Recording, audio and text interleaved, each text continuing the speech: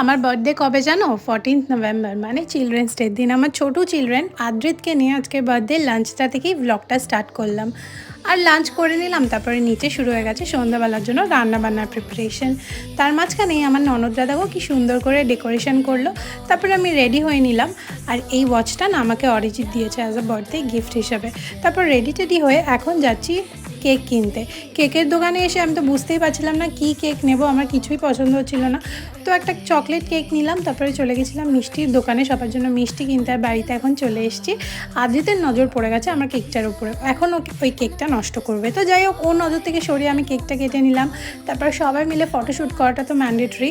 তারপর এখন cake take খাচ্ছি, এরপরে আদ্রিত করে দিল আমার উপর হামলা।